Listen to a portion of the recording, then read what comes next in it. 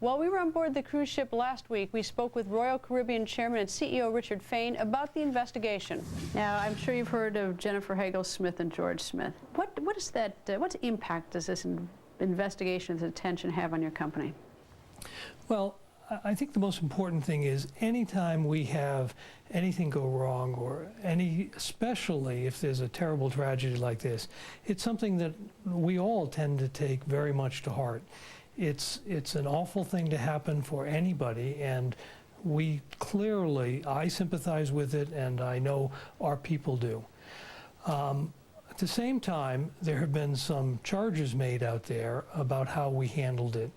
And I do know that under very difficult circumstances, our people did their absolute best to make sure that the work was done, the investigation was done with a professional, conscientious way, and that in a compassionate way. And I believe, having reviewed what they did, that they did achieve that. Is there anything the FBI has asked of you that you haven't provided?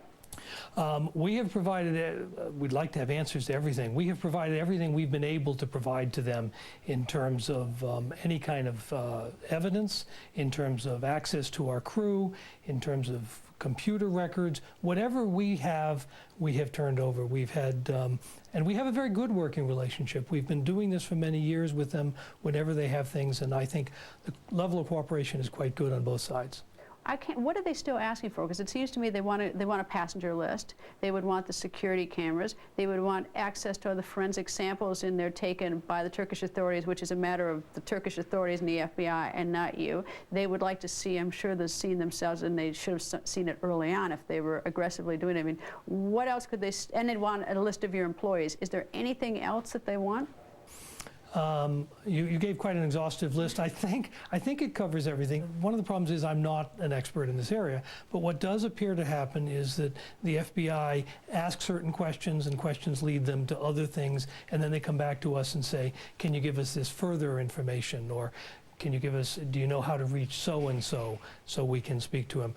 My understanding is every person, every crew member they've asked to talk to has voluntarily cooperated with them and provided them all the information they've asked for. Do you feel like Jennifer Hagel-Smith and her lawyers have made you, not you personally, but your company out to be a villain in this? The information they've been receiving has been terribly misleading. They've not been getting information from the FBI.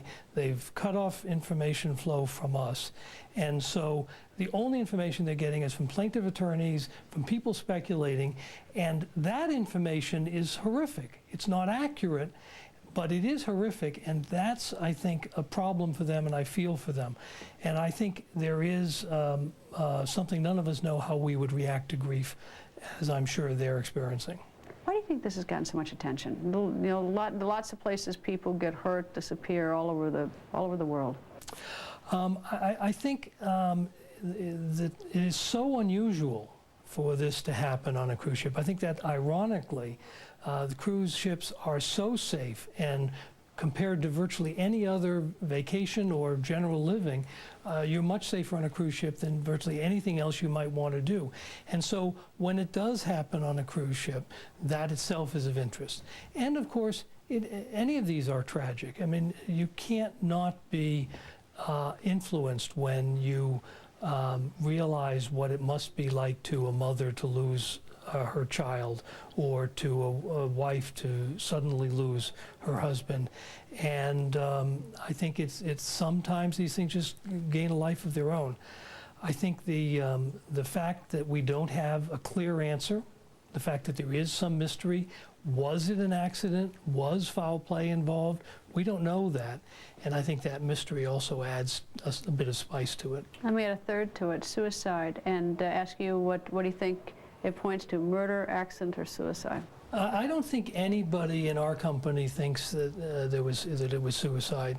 I think there's absolutely no reason to believe that that was a factor at all.